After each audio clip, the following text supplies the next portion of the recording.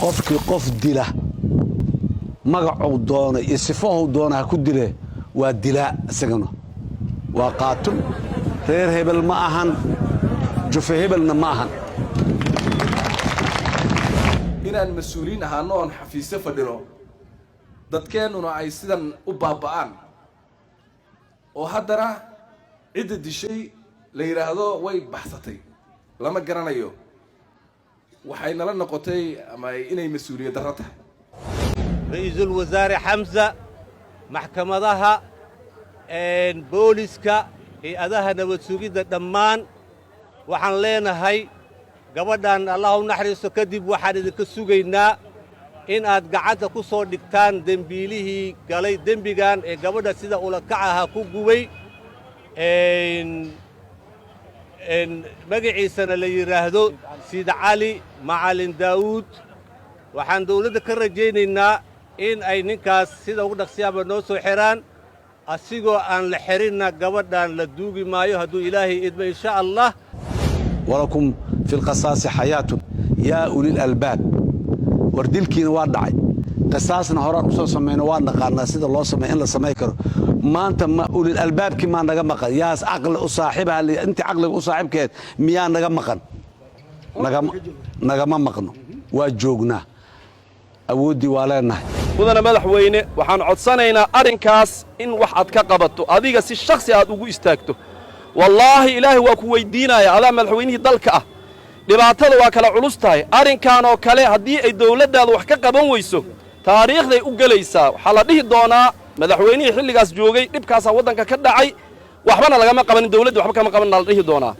maanta dawladdu waa gacan dheer tahay awood waxay u leedahay hadday u istaagto inay soo qabato ninkaas mujrimka ah qof u damqanayna ma lahan ahalkiisa waxay nala qireen arrinkaas in arrin laga xun yahay ay tahay oo iyaga naftirkooda ay ka xun yihiin oo in la qabto ninkaas diyaar ay u yihiin gabadha waxa way si arxan dara loo dilay ninkan oo dilay arxan laabaha wuxuu ceebeeyey ragga ayuu ceebeeyey dawladda uu ceebeeyey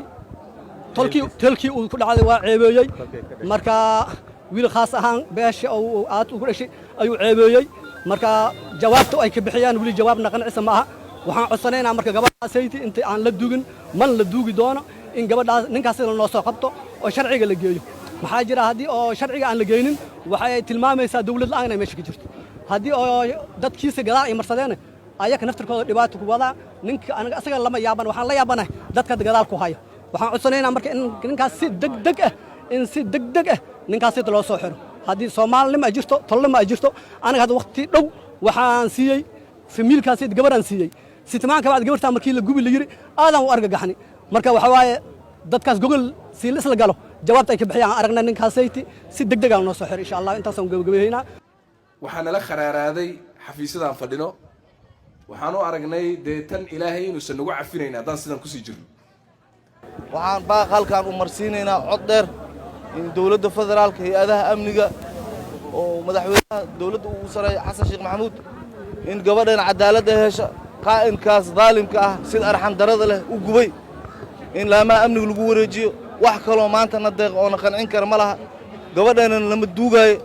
ilaa ninkaas laga soo xiro oo hay-adaha amniga lagu wareejiyo wabillahi tawfiiq wassalaamu calaykum waraxmatullahi wabarakaatu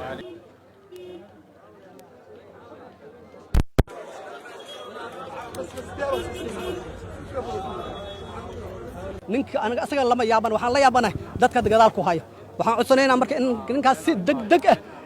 degdeg ah ninkaas sida loo soo xiro haddii Soomaalnimo ay jirto tolnimo ay jirto anaga hadda waqti dhow waxaan siiyey famiilkaas gabadhan siiyey sitmaan ka baad gabarta markii la gubi la yiri aadan u argagaxni marka waxa waaye dadkaas gogol si la isla galo jawaabta ay ka bixiyaan aragna ninkaasaytii dhammaan ummadda Soomaaliyeed oo dawladdu ka mid tahay iyo laamaha amnigu ka mid yihiin waxaanu ka codsanaynaa sidii sharcigu ahaan jiray gacan ku dhiiglahaas in naloo soo qabto oo la soo qabto oo sharciga la waafajiyo wuxuu ka qabo ayaanu ka codsanaynaa dhammaan ummadda Soomaaliyeed iyo oo dawladdu ka mid tahay oo laamaha amnigu ka mid yihiin dhammaan waxaan ka codsanaynaa in la hor keeno sharciga dawladda iyo islaamka in la hor keeno gacan ku dhiglahaas oo meel ayadaa dawladdu gacan dheer ummadda Soomaaliyeed waxa weeye meel walbay joogaan waxaanu ka codsanaynaa in gacanku dhiiglahaas la soo qabto sharcigana la waafajiyo